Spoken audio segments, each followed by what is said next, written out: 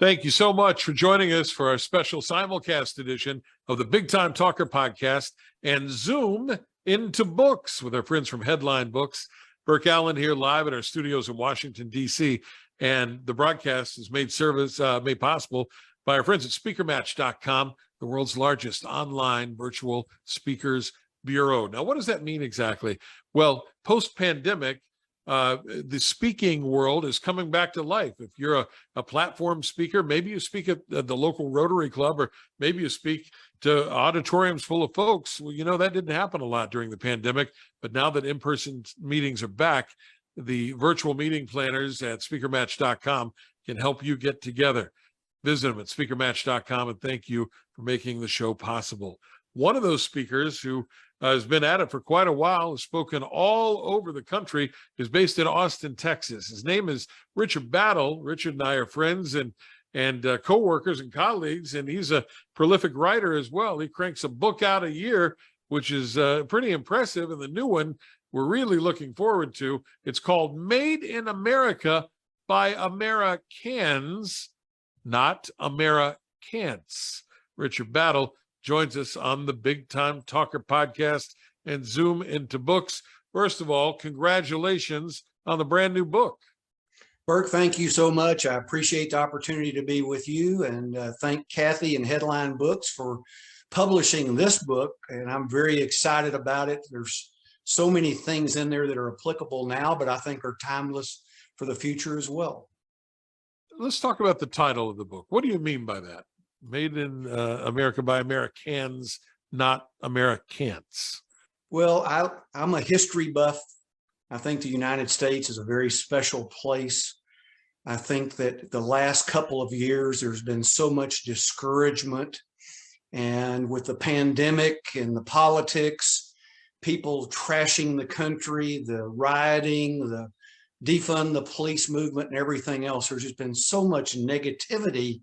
And you look back, and what made our country great over time was not only our principles, but the can-do spirit and the individual spirit. People didn't wait for government or other people to do things for them.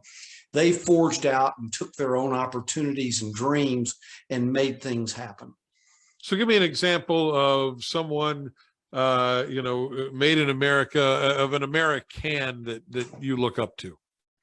Well, a great example, I think, is the Wright brothers, because they had a bicycle repair shop in Dayton, Ohio, and they had a dream to be the first airplane with power with it. They had no government funding. All of their competition around the world had governments funding their operations. They were self-taught on how to build engines and the wings and everything else. And they basically did it themselves and created this great invention. And then after that, continued with over 60 patents. And it showed that you didn't need to have the government fund something that was so great and life-changing for everyone. Made in America by AmeriCANS, not AmeriCANTS, from our guest today, Richard Battle. If you have a question or comment for Richard, be sure to send it in to us. We'd love to pose those questions for him. The cover of the book, and you can see that as you scroll down on your screen, is it's unapologetically patriotic. And yes, I wonder if you were a patriotic guy growing up. Where did that come from for you? Well, absolutely. My parents instilled that into me growing up. Some of the things I probably didn't appreciate the privilege I had of growing up in the United States as much as my mother tried to insert into me. But traveling around the world, it reinforced what a special place we have in this country. And to see people trash it and destroy things who have never created or built anything, to me is very frustrating. I'd rather celebrate people who've overcome adversity and succeeded and create something that benefits the entire country. And that's what we've had so many people over 200 years do for us. And that's who we need to celebrate and appreciate. Plus the everyday Americans who go out every day, whether it's somebody that is a custodian at a school or somebody that picks up the trash cans on the street or buses, tables at a restaurant. Every person that works legitimate work may not be at their career end, but are at a place in time. And we all have opportunities to pursue dreams and be better than we are today, tomorrow. And that's something I want to try to help people do. I wonder if from your vantage point, you see what I seem to see here, and I'm hypersensitive to it. I think living in Washington, D.C., and that is people taking just broad swipes at patriotism. And not too long ago, I had an American flag tie on, and somebody said, "Hey, you probably had to cover that up now. It's not what it used to be." Where does that come from? Because that's a seismic shift from when we were all kids and we learned to stand up and do the Pledge of Allegiance every morning in school. The world has changed an awful lot. Why do you think that is? Well, I think there's an attack on the founding principles, and the founding principles and ideals were great, but humans and human nature do not perfectly execute. And so during these 200 years, we've had issues such as slavery that we had to overcome, and 600,000 people died in doing that. Other issues in trying to form a more perfect union.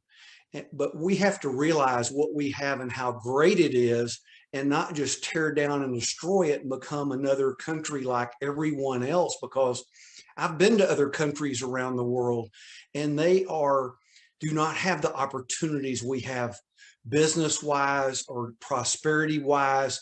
They've had their souls stolen by equity-type governments who want to make everybody the same. And we in the United States have to fight and defend against that, because we are not the same. No one, I don't care what party they're from, can make us the same. And we're better off when we have that individual opportunity. And during our lifetime, we had presidents from both parties who would stand up and exhort people to go out and pursue their dreams. John F. Kennedy, ask not what your government or your country can do for you, ask what you can do for your country. Ronald Reagan, who was very inspirational and motivational. We used to have those people on both sides of the aisle. Well, today we don't.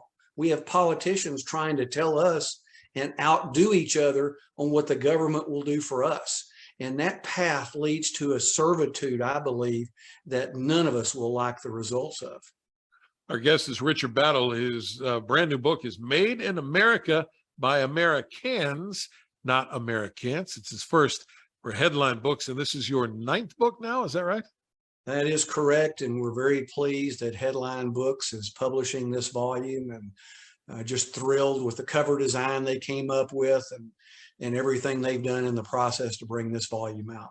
You can pick up the brand new book from Richard Battle at headlinebooks.com, amazon.com, wherever books are sold, for a healthy dose of AmeriCANS, not AmeriCANTS.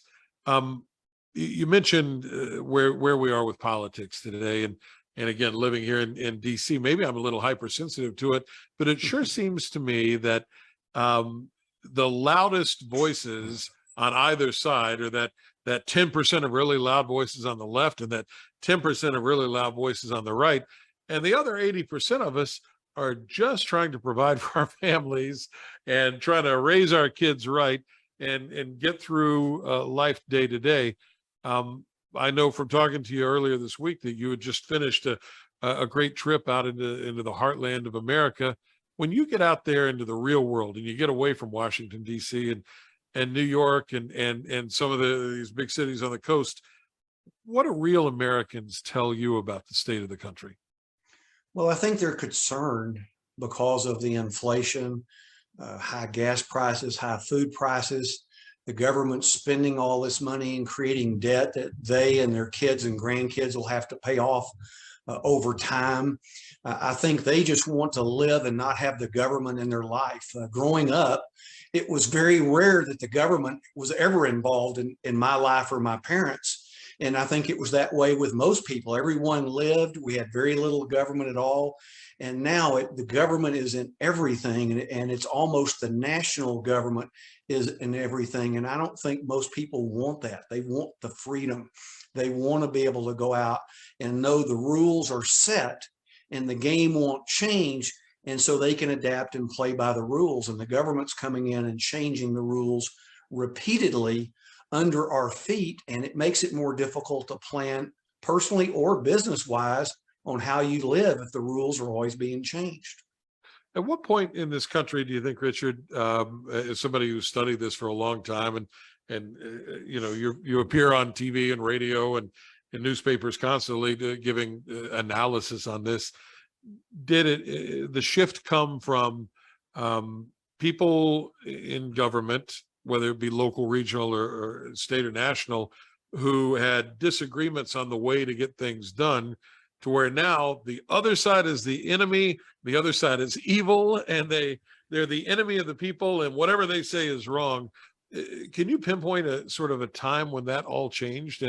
And is there something we can do about it where we can all be, to the title of your book again, AmeriCANS? Well, absolutely. And what I remember the first time was back in the late 80s, being involved in different committees and leadership roles. And it used to be that you'd have an issue if you were involved in a government agency or a nonprofit or a business or whatever.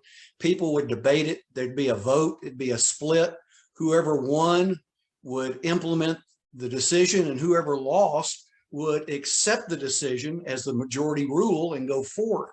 And there started to be a push for consensus. And to me, consensus is not leadership. And the first evidence of that was trying to get people, well, why don't we make this a unanimous vote? And so there started being pressure about it. And then that pressure increased. And I believe now that pressure's increased to the point to where everything has to be a unanimous vote, and you have that animosity toward each team. And the other thing that's happening right now are the people that are losing votes, instead of accepting the vote as the majority will of the organization and moving forward, there's all kinds of activities to protest or try to overturn the votes and not accept it. And that is what will tear an organization or a country apart, if we cannot have those kind of debates, accept majority rule, and move forward. And in this volume, it's not totally political, because we talk about lifelong learning and leadership and legacies and things like that. And what's interesting, I didn't realize it till afterwards, but I did a word search, and the big D word Democrat and the big R word Republican are not in the book in one place, because I believe the principles that make us successful are bipartisan. And they should be bipartisan, like they were for many, many years. Our guest, Richard Battle, has a brand new book available. It's a positive book, and if you have just a whiff of patriotism, or maybe you need a little bit more, maybe you need to demonstrate that to your kids or your grandkids, you should pick it up. It's called Made in America by AmeriCANS, not AmeriCANTS. And you can find Richard online at richardbattle.com, the book at headlinebooks.com, amazon.com, wherever books are sold. Do you find, Richard, with Americans, the concept of American exceptionalism as a real thing? You're a world traveler. You've been everywhere around the world. Or is that beating our chest a little bit too much? Well, and as you know, I'm from Texas, and we have our own beating our chest, because we won a war of independence and have that pride in our state, just Sure. like in the country. But I think we are an exceptional country, and we have a right to proclaim that. But there are people that are giving that up voluntarily now. And this book is not just about patriotism. It's motivational, it's inspirational.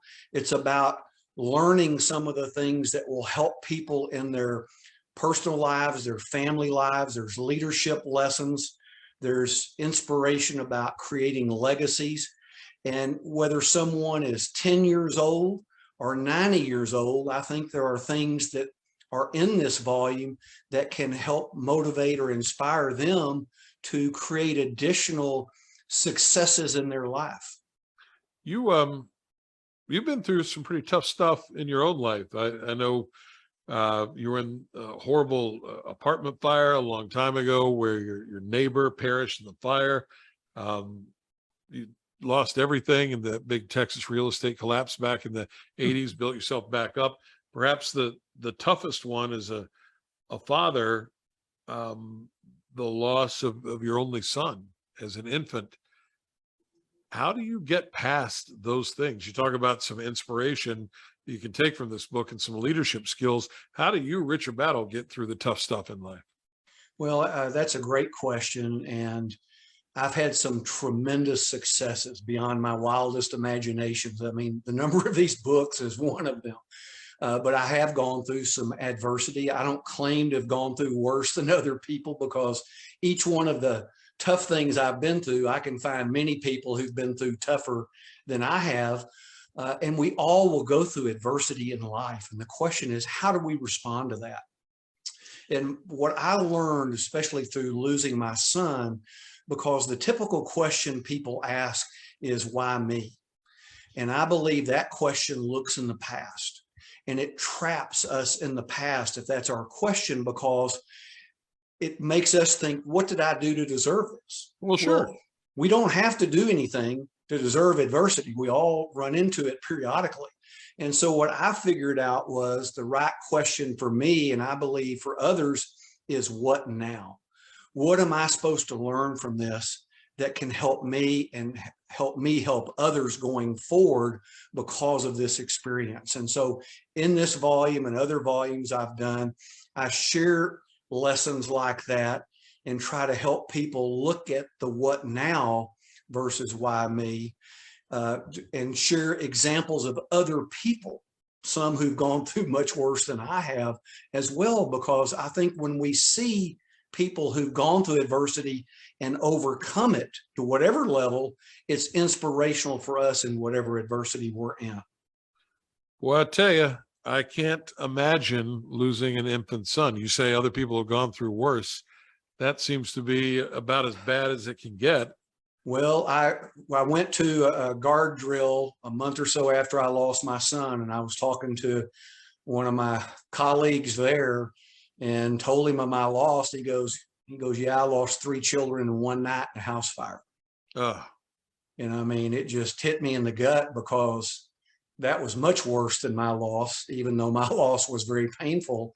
But it just goes to show we can always find somebody else that's worse off. And that's part of the thing, the lesson I learned. Things can always be worse. Well, I was going to ask you, what did you take away from that experience? Not to dwell on it too much, but you obviously, you have to live, you got to move forward, one foot in front of the other. What lessons did you learn from your little boy from that experience? Well, and these have been involved with everything I've done since then, including Made in America by AmeriCANS instead of AmeriCANTS, because we go through different adversities. How do we respond to that? Who can we look up to for examples? And if we look to the media and to popular culture, they want to trap us and turn us into victims.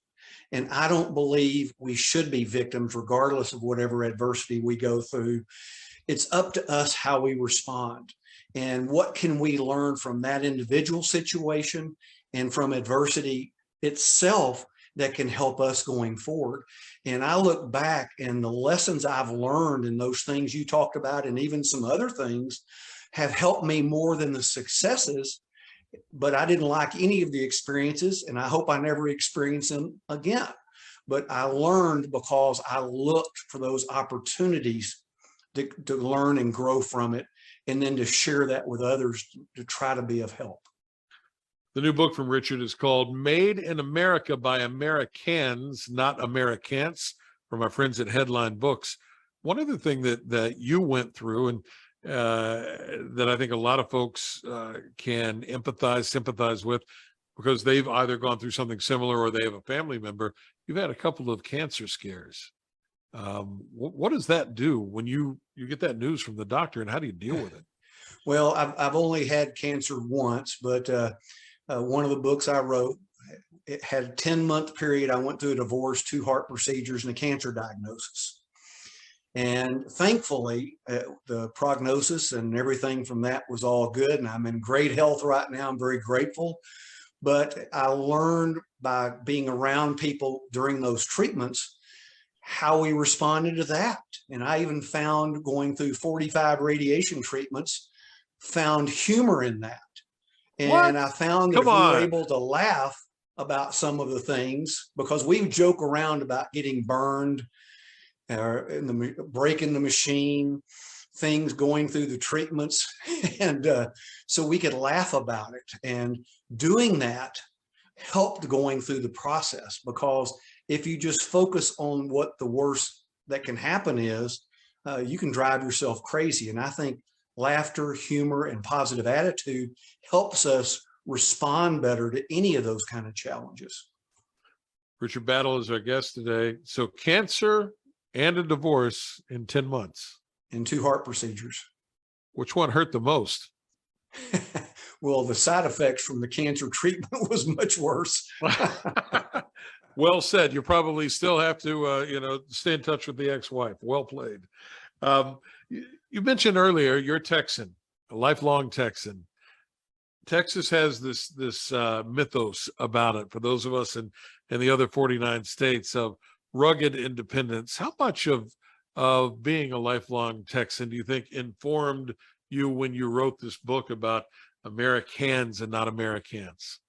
Well, I think a lot of it, because it's in my character to have a positive attitude and outlook regardless, and it's in my upbringing and character to try to do as much as I can to influence the outcome. Although I learned when I lost my son, I'm not in control of the outcomes, but I am in control of some of the activities. And that's a very important thing. And there are many chapters in this volume that were totally inspired, that came to me. I mean, some in the middle of the night that woke me up and said, write this down now before you forget about it. There are examples of that. One I want to share especially is, I was awakened one night thinking about old MacDonald, who had the farm. And I thought, the secrets, his 5 leadership secrets. And I looked up, and that song is over 300 years old. And no one's ever discovered this before. And yet I was given the inspiration to share the 5 leadership secrets with old MacDonald out of a dead sleep one night. And to me, it was the most humbling thing in the world, because no one had ever discovered it. And the only clue I'll give is, do you know what the E-I-E-I-O stands for? And that's the secret. And now it's going to be stuck in my head. Thanks a lot, Richard. The song will not go away. It's an earworm. Made in America by AmeriCANS, not AmeriCANS, the brand new book. Hey, I want to ask you about something that is sometimes it's a taboo subject, but I'm going to throw it out there. You are a man of faith. Where does that fit in to your new book? Well, I think it's essential. This is not overtly Christian, but the principles are Judeo-Christian, which is important. And some of the books I've written are overtly Christian with a lot of scriptural references and things in there. This book just has a few, but the background and the faith is imbued in the words because of what's in my heart. And it's based on those particular type values that I think are so essential. And we talk about the pandemic, and I don't think we could have gone through the pandemic without a faith in something bigger in ourselves and something in control of the world and of life, because that gives me hope for the future. And without that kind of faith, I don't know how you could have a hope beyond this lifetime. And to me, that drives a lot of my activities, is trying to help people have hope and have a positive attitude, have a positive attitude about things bigger than themselves in this lifetime. I know you were the host of the state prayer breakfast there with Governor Abbott a couple of months ago. You have no problem with sharing the fact that you're a Christian and that you are a man of faith. For you personally, how big a component was faith in overcoming the heart procedures and the cancer and the loss of your son, the divorce, and all those things that you've gone through. Well, and the two books written about those experiences are overtly Christian books with a lot of scriptural references, because that's part of what I leaned on to help get through that. And it helped me quite a bit. And the people who've read those volumes and communicated with me have said the same thing, that the things I shared from those experiences were helpful in their adversity. As a guy who's something of a history buff, as you said, and you've written about some of these great figures in history in the new book, faith informed the framing of our Declaration of Independence and the Constitution. And there are some who would say, yeah, that was 250 years ago, and the world is changing. And so, Richard Battle, what say you? Well, that's a great question, because one of the chapters in Made in America by AmeriCANS, not AmeriCANS, ask about, has human nature evolved? And if so, what that means. Because I think part of our political issue right now is one side wants to proffer that human nature has evolved and it's getting better. And because it's getting better, all of the old documents and things from a couple of hundred years ago don't mean anything now. Well, I would advocate that human nature is the same today as it was at the creation and beyond.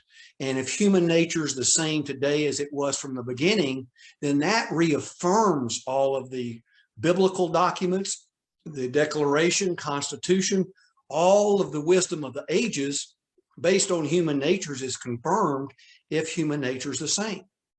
And the one example I love to laugh about is whether you believe in the Bible or not from a faith standpoint, or just look at it from literature.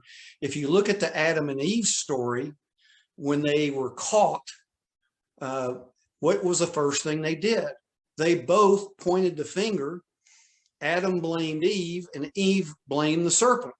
And so what do little kids do when you catch them doing something they're not supposed to? The first thing they do is they put the finger out and say, it's not my fault, he made me do it. It's the exact same human behavior that happened thousands of years ago. And so to me, that's the proof that human nature does not evolve. And that makes all of these documents and everything that we love about our country confirmed in my mind. And where do you draw the line, though, to separate out church and state? Well, I believe that our country was founded on Judeo-Christian principles. And if we look back, the specifics of it was when it said no church government approved, it was not based on Christianity or Judeo rules. It was based on, we don't want to be a Baptist country. We don't want to be a Methodist type country. So all of the founders had a faith that they relied on in framing our Constitution and documents.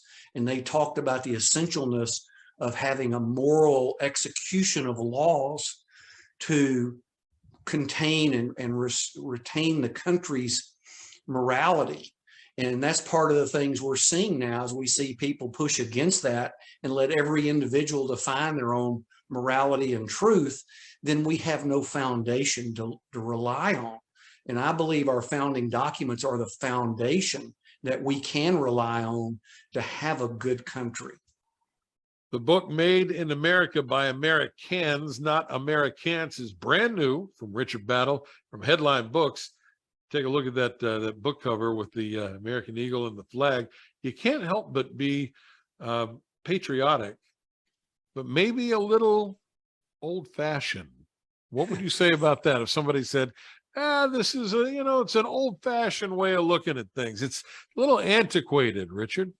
Well, and one of the things that I just do in my books, the last 3 or 4 books, is I have actually a couple of pages in there that explain my feelings about the cover design, because I think it speaks, and I'm so grateful to Headline Books for what they did with it, because it speaks what I wanted to convey on the cover. I don't think it's old-fashioned if human nature is the same. And to me, I believe that's there. I don't believe the pop culture that we have currently, the conventional wisdom, is healthy for our country. While we were not perfect before, I believe the principles that we had before, and the honor and the morality were healthy for the country. And I think there's a way that we can implement that to restore some of those principles and health to the country without the onerous, heavy foot, if you will, of one brand of faith over the other, to give us a good moral working country and get away from what we're going to now, which is basically everybody defines their own rules. As a kid, I grew up in the Boy Scouts, and I've always been a big believer in public service. My mom for 30 years was the city police clerk in my hometown, and my dad was a Navy vet. I wonder what your take is on public service and volunteerism, and how important a component that is for AmeriCANS. Well, I think it's very important. And if I get my right hand here, the first book I wrote was a volunteer handbook, how to organize and manage a successful organization. So I believe in servant leadership. I believe in service to humanity. I've lived that. I've spoke about it. I've written about it. I try to share that motivation for people, because there's no greater feeling than to have someone tell you that something you've done has helped them. And I've had it happen, and you probably have too, where somebody comes up to you and says, you said something 20 years ago and it really helped me. And I can't even remember what I said or talking to them at all, but something touched them. And that's what drives a lot of my efforts, is trying to do things that if just one thing a person picks up on that helps them, it's worth it. And Ralph Waldo Emerson said, a man's mind, once changed by a new idea, cannot return to its previous state. So all anyone has to do out of any book is get one life-changing idea, and there's no telling how that can transform their lives. There are a bunch of them in your new book, and you're right. I know that you've also done a ton of volunteering. You're not going to talk about it. I'll talk about it for you. Richard Battle was the president of the Austin Junior Chamber of Commerce, and during that time recognized that chapter as the most outstanding one in the entire country. He also served on the board of directors for the John Ben Shepherd Public Leadership Foundation, the Boy Scouts of America, Muscular Dystrophy Association, Keep Austin Beautiful, and so much more. Those service organizations, some would argue maybe in some parts of the country, are not what they once were in terms of participation and sheer numbers. How do we get that back? Or does volunteerism take a different look in today's America? Well, it's unfortunate. You're correct. The Junior Chamber of Commerce changed my life, and so many of the other people that I was in it with. And unfortunately, that organization is nowhere near as strong as it used to be. And it's the same with a lot of other ones. And the younger people seem to think if they can meet at a bar and network, or if they can just write a check, or the popular thing to do now is somebody will call an action for a Saturday to go do something, and people will show up and help, and then they're gone. But when you're involved with an organization and that organization's committed, and you go through trials and tribulations with the other members, it builds a bond and a trust with those people, because you see how they react to adversity in that organization. And I tell people, there are friends I would trust my daughter's life to, that I've been through experiences with in those type organizations. But yet, if I just wrote a check to something or showed up on a Saturday and did something to help, I would never form that deep of a bond with those people. Our guest, Richard Battle, is the author of 9 books. The brand new one is called Made in America by AmeriCANS, not AmeriCANTS. It's available at headlinebooks.com, amazon.com, wherever books are sold. I wonder, when you sat down to write this book and you did your research, and I know you're a historical scholar, if you will, you're a fan of that.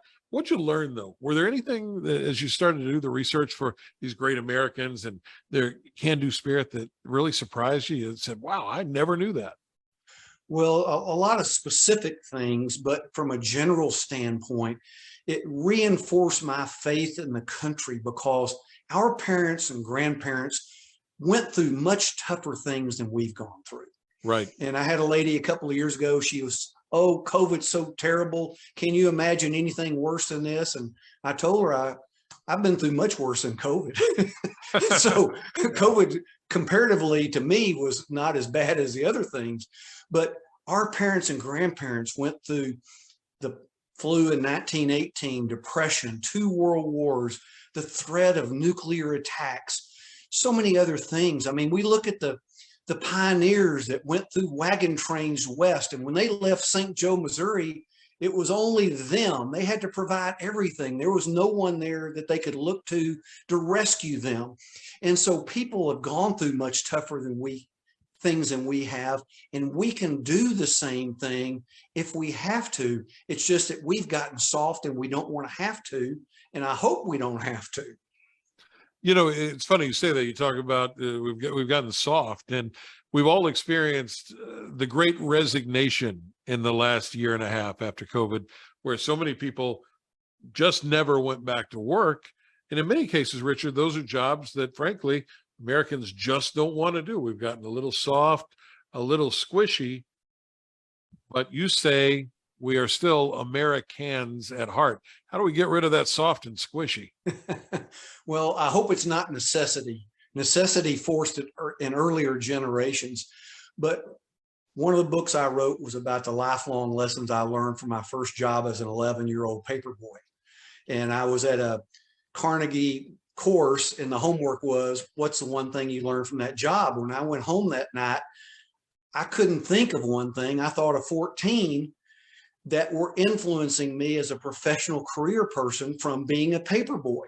Wow. And today I think young people think they're too good to do these jobs. And I've done much worse jobs than being a paper boy, but those are the type jobs that help build character and teach us things if we'll look for them that can affect us for a lifetime. And so we should encourage our children to go work and encourage them to do things that may not be pleasant, because there are lessons there. And when I see someone go all the way through college without ever having a job, I feel like they've been given a disservice in their life because they missed that opportunity. For those of you listening, a paper boy is someone who used to deliver newspapers when you didn't read them on your phone. I had to inject that for you. Listen, I tease you about these things, but you know, they're really not antiquated concepts. These are really timeless principles if you get right down to it. Absolutely are. When I was a paper boy, I had to go every week to collect. And they didn't mail the money in like they do today, or do it with a credit card. Got to knock on the door, right? I had to stand on the doorstep as an 11-year-old and ask adults to give me money. Yep. And then I had to sell subscriptions. And yes, that scared me a little bit as a young kid, but it gave me strength and confidence in later activities that I never would have had without doing that. And we have to force kids to go through uncomfortable situations because they'll learn from it. If we excuse them when they're uncomfortable from doing something, that's a disservice to them going later. We need to make them stronger, because I believe strong AmeriCANs make America stronger. Strong government makes Americans weaker. You're in Texas, and I know we've had this conversation before about the immigration crisis there. And the last numbers I saw in 2022, there will be north of 2 million people, not just coming across the border. Those are the ones they catch and arrest and send back. Who knows how many folks are coming across. And yet, when you get into major metropolitan areas like here in Washington, D.C., many of those jobs that the soft, squishy Americans don't want to do fall to immigrants. It's a tough problem, and I'd love to get your vantage point as a Texan, a lifelong Texan, as to how you navigate that very complex situation. Well, and there's so many different facets of it, but just from a job standpoint, the people coming across like that, when they're hired, they're taking jobs from Americans. They're depressing wages for Americans by doing that as well. and creating all kinds of other issues such as national security, health security, and economic security, because most of those people can't take care of them themselves. And so it's sad to me when I see an organization like the United States Chamber of Commerce be pro illegal immigration because they want cheap labor. And to me, that's a disservice. And yes, people may be sitting at home now and too good for some of these jobs that are out there, but there'll be a day with a tougher economy, and those people will look up and say, well, I can't even get the work now because these other people have come in and taken it away. And that will come when we have a tough economy one day. And do you still believe the reason that there's such an attraction to come to this country is because people from around the world still see us as that shining beacon on the hill? Well, I think that's part of it, but I think when they hit this border, they've hit the lottery, because wherever they get transported, and the U.S. government's transporting them, and the other ways they're being transported, as I say, 98% of them can't take care of themselves, so they're getting local taxpayers to pay for food, housing, clothes, education, medical benefits. They're getting all of these things for nothing.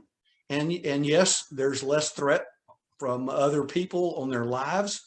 So they hit the lottery when they get here. And so they're willing to gamble their lives to hit that lottery.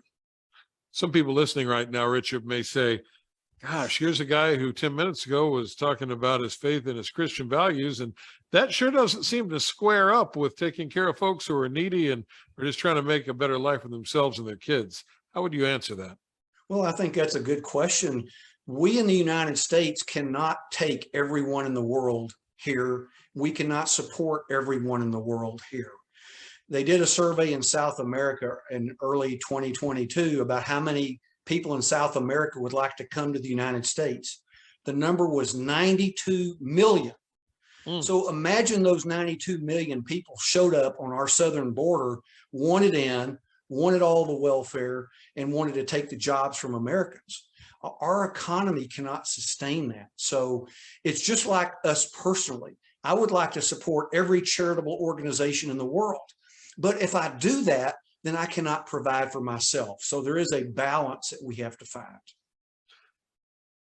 I'm going to leave you with the last word on this book. If someone is interested in the conversation, but they can't quite wrap their head around what Made in America by AmeriCANS, not AmeriCANTS is all about, how do you describe that book? Well, there's 46 individual essays, and they're broken into 3 categories: learning, learning and leading, learning, leading and legacy. They can be read in any sequence. There's over 100 motivational quotes. There's over 100 of the battles bullets of my quotes. There's a generic New Year's resolution template that people can use as well. And what we're trying to do there again is have people be able to look at any one of the essays, which they can read in 4 or 5 minutes, and gain something out of it they can apply to their personal, family, business life, whatever they do, public or nonprofit as well. And I think there are so many specific things that I think whether you're 10 or 90, there's something in there you can find to help. You've probably heard him on the radio. He appears nationally on radio stations all over the country. You may have read him in your local newspaper, seen him on TV. Now you can pick up his new book, Made in America by AmeriCANS, not AmeriCANTS. You won't be able to miss that cover with the American eagle carrying the United States flag. And Richard Battle, appreciate your time today. Thank you for being here. It's my pleasure, and I always end the interviews with God bless America. Hear, hear. Richard Battle, our guest today. Visit him online at richardbattle.com. Pick up the new book there, or from his brand new publisher, Headline Books, also available at amazon.com, barnesandnoble.com, wherever books are sold. Richard Battle's Made in America by AmeriCANS, not AmeriCANTS. Thank you to Zoom Into Books, Kathy, Belinda, the whole gang there at Headline Books, also speakermatch.com. From our studios here in Washington, D.C., I'm Burke Allen. Thank you so much for listening to our Big Time Talker podcast. Now go out there and make it a great day. Bye, everybody.